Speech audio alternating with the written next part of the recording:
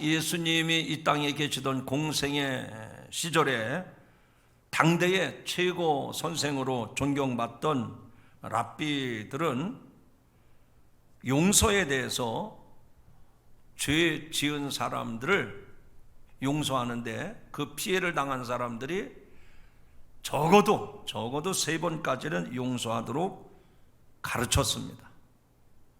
여러분들이 이 말씀을 오해하시면 안 돼요. 피해를 당한 사람들이 가해자한테 어떻게 해서든지 보상을 받아라 이렇게 가르쳐 준 게 아니고, 내가 피해를 받다면 그 가해자들을 한 번 용서해 주는 것이 아니라 3번은 용서해 주라. 이것이 그 당시 선생이었던 랍비들의 가르침이었습니다. 오늘날과 같이 용서라고 하는 것이 메마른 시대에 3번 용서한다는 것은요, 대단한 일입니다. 정말 쉽지 않은 일이에요.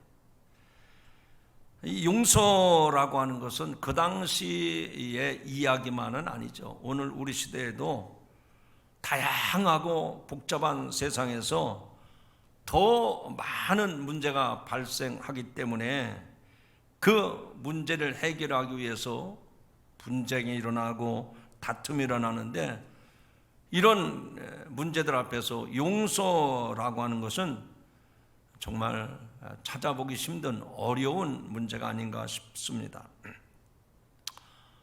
경찰서에서도 하루에 고소 고발 건이 수십 건, 수백 건이 들어온다고 그래요. 또 법원에서도, 법원이 우리나라 한 군데가 있는 게 아니잖아요. 도시마다 다 있지 않습니까? 근데 법원에서 재판하는 일들이요, 하루에도 수십 건, 전국적으로 하면 수백 건이 됩니다. 그만큼 많은 그 문제들이 있고 또 갈등들이 있고 그런 문제들이 끊이지 않고 있습니다. 하루라도 조용한 날이 없다는 얘기죠. 하나님은 국가를 세우시고 이 국가로 하여금 이 나라의 정의를 실현하도록 칼을 주셨습니다. 그래서 국가기관에 종사하는 자들은 죄인을 사랑하되 죄는 미워하는 자세로 국가 법대로 범죄를 정의롭게 처리해야 합니다. 이러한 상황 속에서 시시비비를 가려야만 하고 누가 잘했고 잘못했는지를 가려야만 하는 이런 혼란한 상황 속에서 우리들도 똑같이 그 세상에서 살아가고 있습니다. 그러면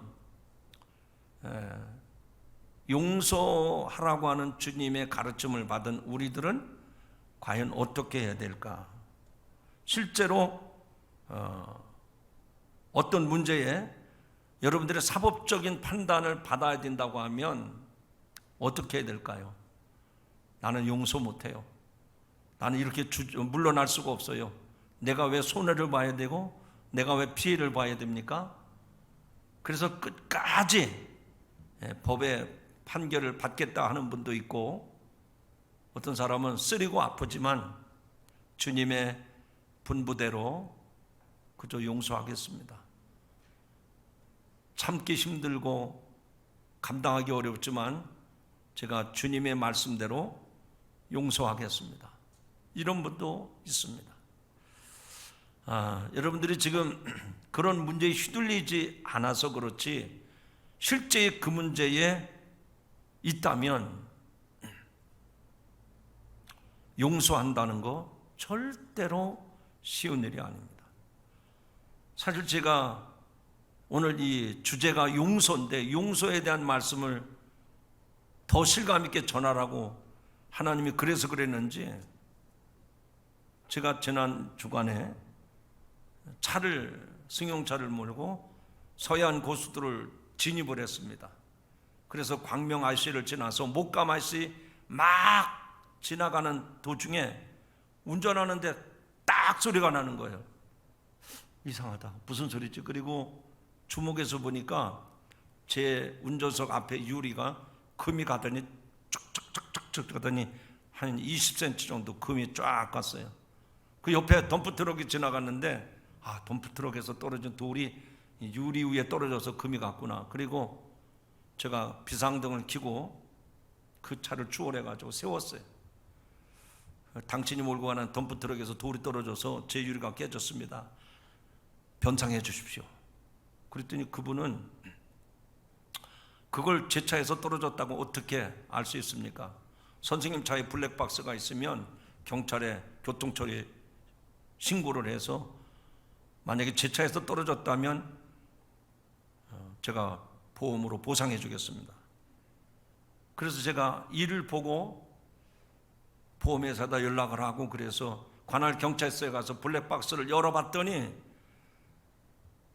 10시 40분에 돌이 떨어졌는데 녹화된 것은 11시 반부터 녹화가 된 거예요. 그 이전 거는 지워져 버렸어요. 얼마나 속이 쓰리고 아픈지 지금까지도 몹시 불편합니다. 왜 그런 거 아니? 그 차 유리 가격이 만만치 않거든요. 그런데 경찰이 하는 말이 이것은 확실하다고 하는 증거를 찾을 수가 없기 때문에 어쩔 수 없이 본인이 차 유리를 교체하셔야 됩니다. 못 갈았어요. 왜?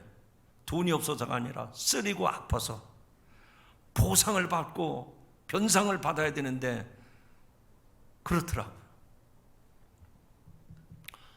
제가 저의 일상에 있었던 얘기를 여러분에게 소개하면서 여러분들도 살다 보면 이런 일 말고도 많은 분쟁과 갈등, 다툼의 문제가 있을 겁니다. 심지어는 아이들이 학교 가서 선생님한테 매맞았다고 선생님을 경찰에 고소를 하는가 하면 층간소음으로 인해서 아파트 안에서도 위층 아래층 간에 불협화음이 일어나고 직장에서도 기업에서도 우리가 살아가는 삶의 환경 어디에서든지 이런 갈등, 이런 분쟁, 이런 다툼이 매일같이 일어나고 있어요. 그런데 우리는 예수 믿는 성도들인데 예수님의 가르침에 의해서 용서를 어떻게 해야 되나? 오늘 말씀을 그냥 가볍게 여기시면 안 됩니다. 정말 내가 예수 믿는 그리스도인인데 어떻게 용서를 해야 되나? 저도 막상 그 일을 당하고 보니까 내가 왜 손해를 봐야 됩니까? 아니, 앞에 가는 차에서 돌이 떨어진 거 틀림이 없는데 내가 왜 손해를 봐야 돼요? 보상을 받아야지. 변상을 받아야죠. 자, 그렇다면 이런 전제를 하고 예수님이 가르쳐 주신 말씀에 우리가 한번 생각해 보자는 얘기입니다. 오늘 읽은 본문 말씀 가운데 23절부터 27절에 보면 주님이 우리에게 무슨 말씀을 하시는 거 아니에요? 우리가 먼저 용서받은 자라고 말씀을 합니다. 한번 크게 읽어봅시다. 시작. 주님은 우리가 먼저 용서받은 자라고 말씀을 합니다. 누군가 나라에게 피해를 끼쳤고 내가 억울한 일을 당했을 때 주님은 그런 상황에 있는 우리들에게 너희가 먼저 용서를 받은 자라고 말씀을 하신다는 얘기입니다. 본문에 보면 베드로는 주여 형제가 내게 죄를 범하면 몇 번이나 용서하여 주리까? 7번까지 하오리까? 라고 예수님께 질문했습니다. 서두에 말씀을 드린 것처럼 그 당시 랍비들은 선생들은 3번까지 용서하라고 가르쳤는데 베드로는 몇 번까지 용서하겠느냐고요? 7번까지 하면 되겠습니까? 라고 예수님에게 물어봤잖아요. 그러니까 이 베드로는 예수님의 제자로서 세상적인 선생들은 3번까지 용서해 주면 되겠습니까? 그러는데 나는 예수님의 제자니까 그래도 7번까지 용서하면 되겠습니까? 라고 예수님에게 물어본 거예요. 그런데 예수님은 전혀 뜻밖의 답변을 하십니다. 7번뿐만 아니라 7번을 70번까지라도 할지니라. 그 말씀을 들었을 때 베드로는요, 이 머리를 쇠몽둥이로 맞은 것처럼 띵 한 겁니다. 아니, 자기는 그 당시 그래도 양심 있는 사람이라면 3번까지는 내가 억울하지만 내가 손해를 봤지만 내가 용서하겠다, 참겠다, 그런데 베드로는 7번까지면 이건 완전수 아닙니까? 7번? 우리는 한 번도 용서 못하는데 7번? 그런데 예수님은 그렇게 말씀하지 않았어요. 7번을 70번까지라도 할지니라. 그러면서 예수님은 비유의 말씀을 주십니다. 1만 달란트 빚진 자의 비유의 말씀을 합니다.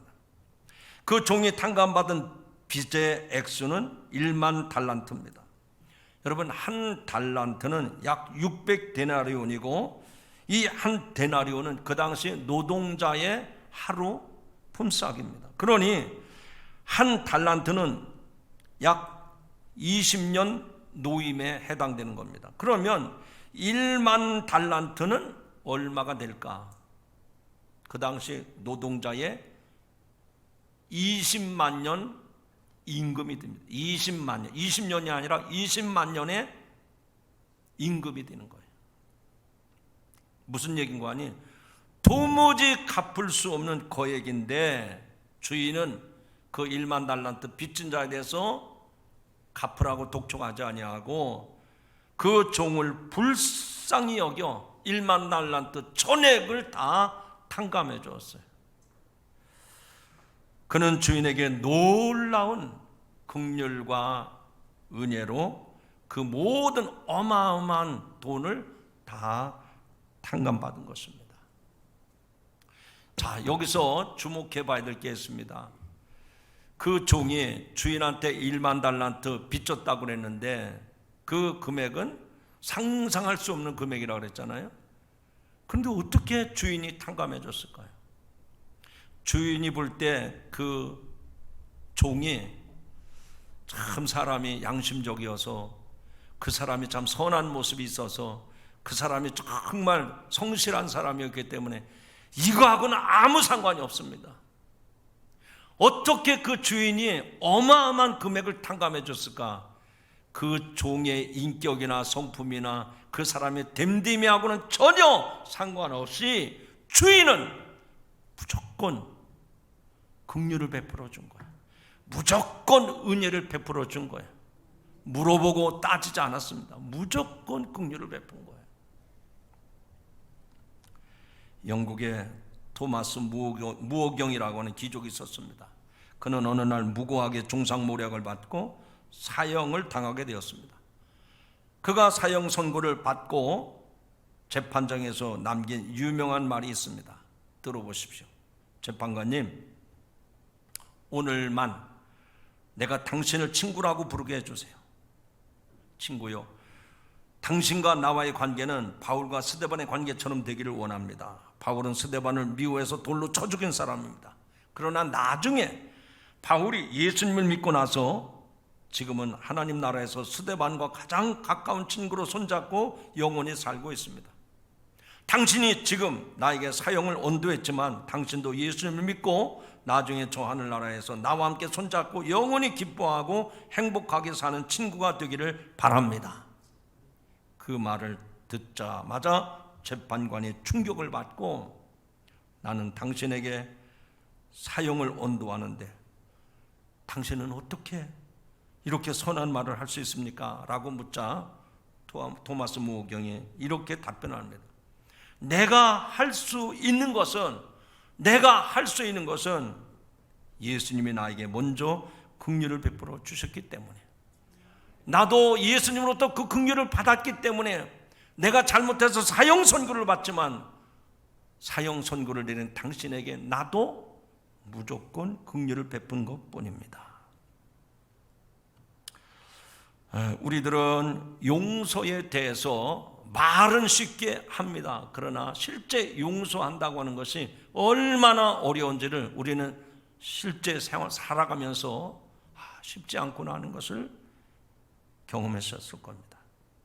10번을 잘하다가도 한 번 잘못하면 흔히 그런 말을 하죠. 아이고, 하나를 보면 열을 알 수 있지. 그러면서 따돌립니다. 10년 전에 들었던 섭섭한 말 한마디가 넘어가다가 목에 걸린 가시생선처럼 걸려 있어요. 하루에 7번은 고사하고 평생 평생에 한 번도 용서하지 못하는 경우가 우리들의 모습 아닙니까? 70번씩 7번이라도 이 말씀은 원한의 진지를 부수는 미사일 같은 것입니다. 즉 우리 삶에 원한 맺힌 것을, 우리 삶의 쓴뿌리들을 완전히 미사일로 초토화시키는 것과 똑같은 겁니다. 용서하라고 할 때 흔히 하는 말이 있죠. 남한테 용서하세요. 그걸 뭘 그렇게 마음에 두고 있습니까? 용서하세요. 용서하고 잊어버리세요. 여러분, 용서하되 잊어버리는 게 됩니까? 안 되더라고요. 그 사람의 잔상이 내 머릿속에 그대로 남아있어요. 그 사람의 발걸음이 내 눈에 선합니다. 그 사람이 타고 다니던 차만 봐도, 비슷한 차만 봐도 그 사람 아닌가? 그렇죠? 저도 그런 경험이 있기 때문에 말씀을 드리는 거예요. 하얀 그 승용차, 그거 보면 그때 그 사람 그 차 아닌가? 어디 가서 뒷모습만 봐도 그때 그 사람 아닌가?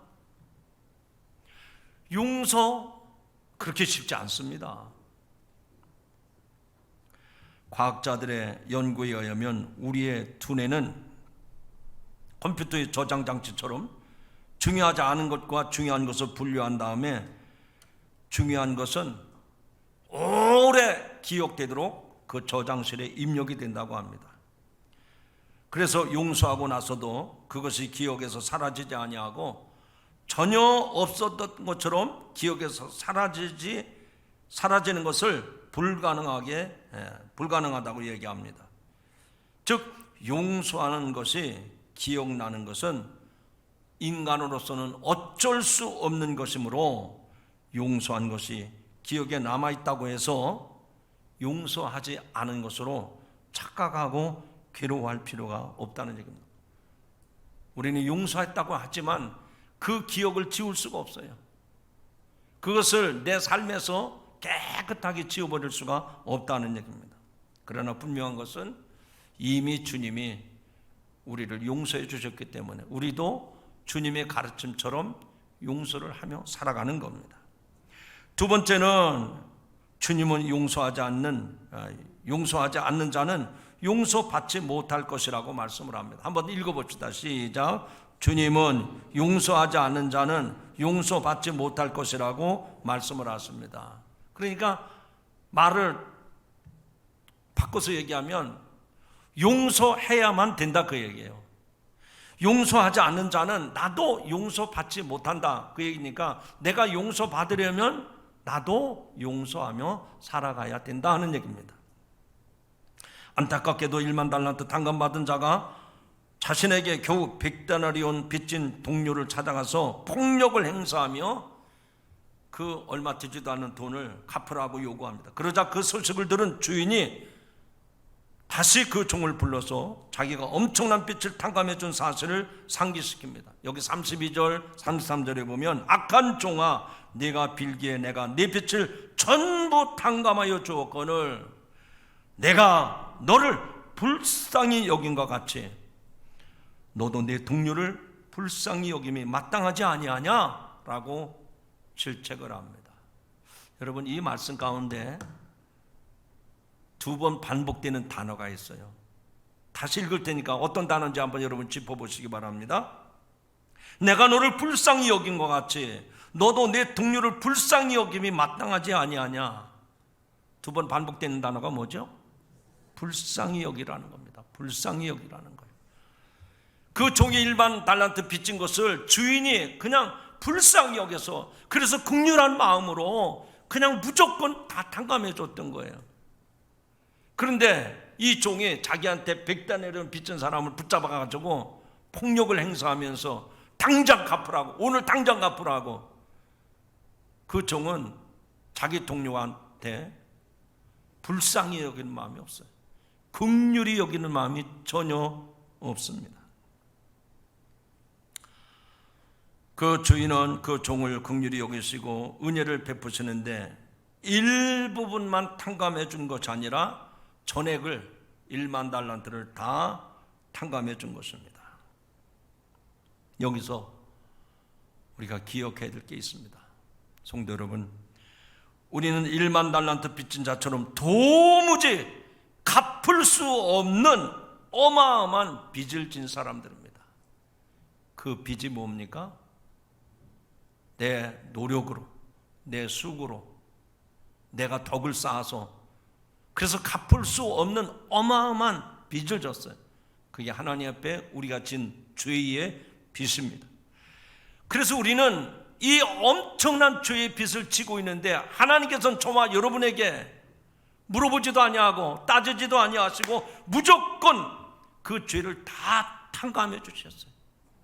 당신의 외아들 예수 그리스도가 저 십자가에 달려 피 흘리기까지 저와 여러분의 모든 죄를 도말해 주셨습니다.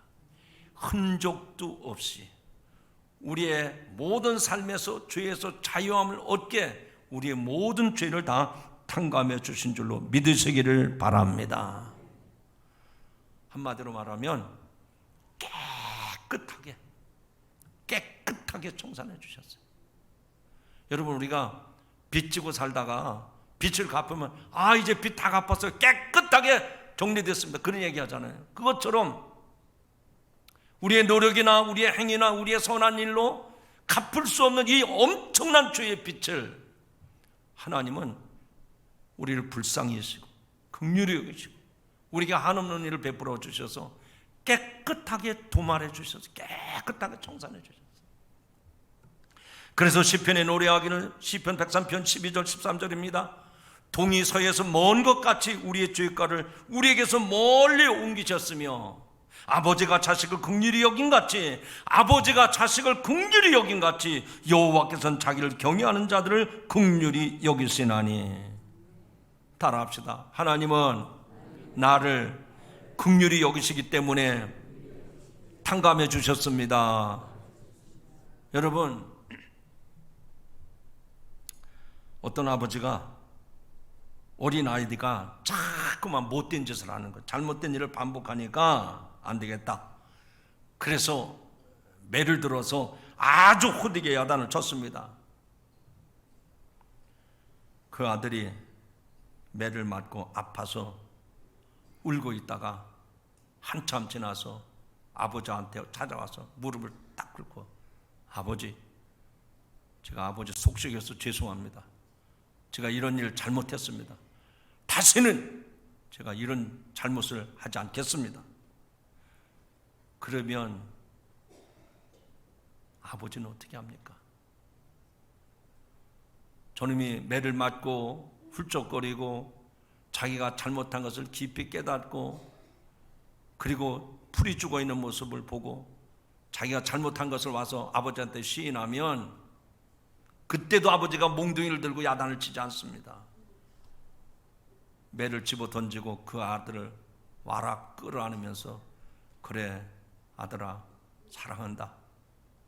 네가 잘못한 것을 알았으니 이제부터는 그런 죄를, 그런 잘못을 저지르지 말라고, 그러면서 그 아들을 꼭 안아주죠. 매를 쳤지만, 그 자식이 잘못을 했지만 아버지가 그 아들을 끌어안는 거, 그게 긍휼입니다. 그게 긍휼히 여기는 거, 그게 불쌍히 여기는 거예요. 우리들은 모두 하나님의 아버지의 긍휼하심과 은혜로 용서를 받은 사람들입니다. 만약 우리가 용서하지 않으면 어떻게 될까요? 여러분들이 이 세상을 살아가면서 그런 갈등이나 다툼과 분쟁이 생겼을 때 내가 잘못한 것은 눈꼽만큼도 없으니까 절대로 용서 못합니다. 내 눈에 흙이 들어가도 나는 용서가 안 됩니다. 어떻게 될까요? 여러분, 내가 다 잘한 것 같고 내가 옳은 것 같지만 용서를 안 할 때 어떻게 될까요? 주님이 34절에서 이렇게 말씀합니다. 주인이 노하여 그 빚을 다 갚도록 그를 옥졸들에게 넘기니라. 용서를 안 했잖아요. 자기 동료가 100데나리로는 못 갚았는데 그거를 용서 못 했잖아요. 그랬더니 주인이, 하나님이 그거를 보고 뭐라 그랬습니까? 그 빚을 1만 달란트 무효, 그리고 다 갚도록, 그리고 그를 감옥에다가 넘겼습니다. 앞에서 말한 것처럼 1만 달란트의 금액은 일을 해서 갚을 수 있는 금액이 아닙니다. 사실상 이 종은 영원히 감옥에 갇혔다, 그 얘기죠. 성도들의 일상에서 용서하지 않으면 어떤 결과들이 생겨날까? 남을 용서하지 않으면 용서하지 않는 동안 하나님과의 관계가 다 깨져버립니다. 여러분, 이건 너무나도 분명한 얘기 아닙니까? 내가 전능자 하나님 앞에서 관계가 깨지면 모든 인간관계도 다 어그러지게 돼 있어요. 하나님과의 관계가 바른 사람은 모든 인간관계도 잘 관계를 맺어갈 수밖에 없는 것입니다. 하나님께로 올라가는 기도의 파이프가 막히게 되고 하나님으로부터 내려오는 말씀의 축복 통로가 다 막힐 수밖에 없는 거예요. 그러니까 우리가 용서하지 않는다면 하나님과의 관계가 어그러지고 모든 인간관계가 다 파탄나고 만다, 그 얘기죠. 그래서 이사야 선지자는 이렇게 말씀합니다. 오직 너희의 죄악이 너희와 너희 하나님 사이를 갈라놓았고 너희의 죄가 그의 얼굴을 가리워서 너희에게서 듣지 않으시게 함이니라. 무엇 때문에 우리와 하나님 사이의 관계가 갈라졌다고 했습니까? 용서받았는데 우리도 용서하며 살아야 되거든요. 그게 축복의 원리예요. 그런데 하나님은 나를 용서해 줬는데 나는 용서하지 않는다. 그러면 하나님과 나와의 관계가 파탄난다, 그 얘기죠. 오늘 이 말씀을 들으시면서 작은 것 하나부터 용서하고 그리고 사랑하고 또 긍휼을 베풀며 살아가는 성도 여러분들이 되기를 주님의 이름으로 축원합니다. 용서하지 않는 마음은 마치 모래시계의 그 맨 꼭대기에서 버둥대는 벌레와 같습니다. 그 밑에 모래가 자꾸 밑으로 흘러 내려가는 것을 느끼면서 이 벌레는 최대한 빨리 바둥거리지 않으면 좁은 구멍을 통해서 밑으로 떨어져 버릴 것에 대해서 공포에 시달립니다. 그 밑으로 떨어지면 위에 있는 모래들이 그 위에 떨어져서 또 그 속에 묻히고 말 것이라는 불안에 시달립니다. 그러니까 밑으로 빠지지 않기 위해서 안간힘을 쓰게 되는 거죠. 그러면서도 탈출구를 찾지 못합니다. 바로 이것이 용서하지 못하는 마음입니다. 한번 따라 합시다. 용서하지 못하면 용서받지 못합니다. 마지막 세 번째는 주님은 우리가 용서받은 만큼 용서하는 사람이 되라고 말씀을 하십니다. 한번 크게 읽어보시죠. 시작. 주님은 우리가 용서받은 만큼 용서하는 사람이 되라고 하십니다. 아멘. 35절인데요. 이 용서에 대한 말씀을 하시면서 예수님이 결론적인 말씀을 하셨어요. 너희가 각각 마음으로부터 형제를 용서하지 아니하면 나의 하늘 아버지께서 너희에게 이와 같이 하시리라. 본문은 우리 하나님은 만 달란트라도 불쌍히 여겨 탕감해주는 임금과 같이 우리의 죄를 용서해 주시는 분이라고 말씀을 하셨습니다. 그리고 우리가 엄청난 빚을 탕감받았기 때문에 우리도 하나님을 따라서 하나님을 닮아서 다른 이들의 빚을 탕감해 줄 수 있어야 한다고 말씀합니다. 즉 남을 용서하지 않으면 우리는 빚을 탕감받은 사실을 인정하지 않는 것이고 우리의 빚을 탕감해 준 하나님의 긍휼하심과 자비를 맛볼 수 없다는 얘기죠. 여러분, 예수님께서 산상수훈 가운데 팔복의 말씀을 하셨잖아요. 그 팔복 가운데 긍휼히 여긴 자는 복이 있나니 그들이 긍휼히 여김을 받을 것이라 그랬어요. 그러니까 우리가 이 땅에서 긍휼히 여길 때 하늘 아버지의 긍휼함을 받을 수 있다는 얘기입니다. 주기도문 가운데서 그런 말씀이 나오죠. 우리가 우리에게 죄 지은 자를 사하여 준 것 같이 우리 죄를 사하여 주옵시고.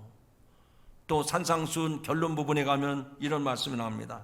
너희가 사람의 잘못을 용서하면 너희 하늘 아버지께서 너희의 잘못을 용서하시려니와 너희가 사람의 잘못을 용서하지 아니하면 너희 아버지께서도 너희의 잘못을 용서하지 아니하시리라. 어떻게 됩니까? 분쟁과 다툼과 갈등이 많은 이 세상에서 우리가 그런 소용돌이 속에 살아가고 있는데 털끝만큼도 눈꽃만큼도 내가 왜 손해를 봐야 됩니까? 내가 왜 억울한 것을 당해야 됩니까? 그런데 예수님은 용서하라고 하셨거든요. 유명한 미술가, 조각가였던 레오나르도 다빈치는 최후의 만찬 작품을 시작하기 전에 같이 그림을 그리는 동료 화가와 격렬한 논쟁이 벌어졌습니다. 분개한 나머지 이 레오나르도 다빈치는 그 동료를 가룟 유다의 얼굴로 그려서 복수를 하려고 했어요. 그러나 그렇게 가룟 유다의 얼굴을 그리고 난 다음, 그러니까 가룟 유다지만 그 자기와 지금 다투었던 그 동료를 가룟 유다 얼굴에다 그려놓은 거죠.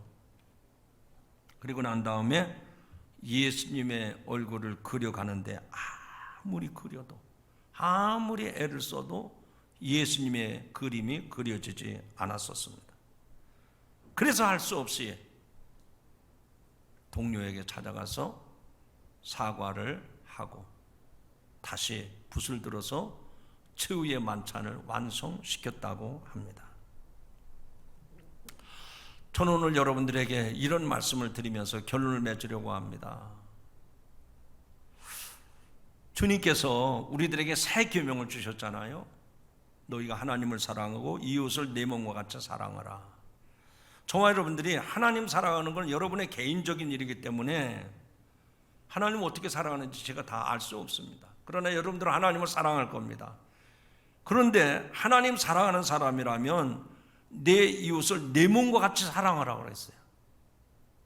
그것이 가족이든 또 친구든 또 이웃이든 하나님 사랑하면 이웃을 사랑하는 거거든요. 근데 이웃을 사랑하는데 말로는 사랑할 수 있어요. 손을 베풀 수 있어요. 음식을 사줄 수도 있고. 그런 거 쉬운 일입니다. 그런데 제일 어려운 일이 뭘까요? 내가 세상에서 그리스도인으로 살아가면서 세상 사람들과 같이 살아가는 이 시대에 제일 어려운 거, 다른 사람들과의 관계 속에서 제일 어려운 게 뭘까요? 바로 용서의 문제입니다. 내가 잘못한 것이 없음에도 불구하고 그에게 용서하는 것. 그 당시 랍비들은 3번이면 됩니까? 물어봤잖아요. 베드로는 통이 크게 7번이면 되겠습니까? 그랬잖아요. 오늘 1만 달란트 빚진 자가 그 주인에게 그런 긍휼과 그런 은혜를 입었는데도 자기에게 100단에 오른 빚진 자를 용서하지 못하는 이 비유의 말씀을 주님이 우리에게 주시면서 용서가 쉽지 않다는 것을 우리에게 가르쳐 줍니다. 그러나 쉽지 않지만 용서해야 되는 이유가 무엇입니까? 내가 용서받기 위해서는 그 힘들고 어려운 용서를 할 수 있어야 된다는 겁니다. 저는 여러분에게 이런 말씀을 권면하고 싶어요. 여러분이 세상 살아가면서 그 문제의 시시비비를 가리기 위해서 법적 분쟁에 휘둘리지 않기를 바랍니다. 그런 문제로 1차, 2차 재판하고 지방법원에서 고등법원, 마지막 대법원 판결받을 때까지 그런 일이 여러분 인생 가운데 없기를 주님의 이름으로 축원합니다. 그러면 오늘 말씀을 통해서 우리도 이 세상 살면서 그런 시비와 분쟁과 다툼이 있는데 어떻게 그런 일이 없이 어떻게 그렇게 살 수 있을까? 주님이 우리에게 하신 말씀처럼 우리가 용서받았으니 쓰리고 아파도 용서해 주는 겁니다. 하나님의 놀라운 긍휼하심을 입었고 하나님의 놀라운 은혜를 입었다면 그 흔적이 용서받은 긍휼함을 입은 그 은혜를 입은 흔적이 용서를 통해서 드러나야 된다는 얘기입니다. 나는 교회는 다니지만 내가 왜 손해를 봐야 됩니까? 내가 왜 억울해야 됩니까? 이게 아니고 나도 하나님의 긍휼함을 입고 내가 하나님의 은혜를 큰 은혜를 입었다면 나도 주님이 분부하신 대로 다른 사람을 용서하고 다른 사람의 긍휼을 베풀고 다른 사람의 은혜를 베품으로써 그리스도인의 아름다운 흔적을 남기며 살아가는 여러분들이 되기를 주님의 이름으로 축원합니다. 기도합니다. 하나님 아버지, 우리가 지은 죄가 얼마나 큰지 그 무엇으로도 다 갚을 수가 없습니다. 그런데 하늘 아버지께서 그 모든 죄를 당신의 아들 예수 그리스도를 십자가에 달려 죽게 하심으로 내 모든 죄값을 다 탕감해 주신 줄로 믿습니다. 이 은혜가 우리에게는 얼마나 큰지 우리는 그 은혜로 살아갑니다. 하나님, 우리가 이 세상에 사는 동안 여러 가지 시비와 분쟁과 갈등 속에서 시시비비를 가리기 위해서 법적 판단을 받을 때도 있었습니다. 그러나 주님은 우리에게 가르쳐 주셨습니다. 내가 너희를 용서한 것처럼 너희도 용서하라고 하셨습니다. 주님, 저희들이 감당하기 힘들고 어려웠지만 주님께서 본을 보여주셨으니 우리도 그 은혜와 그 사랑과 그 용서를 실천하며 살아가게 하옵소서. 예수님의 이름으로 기도하옵나이다. 아멘.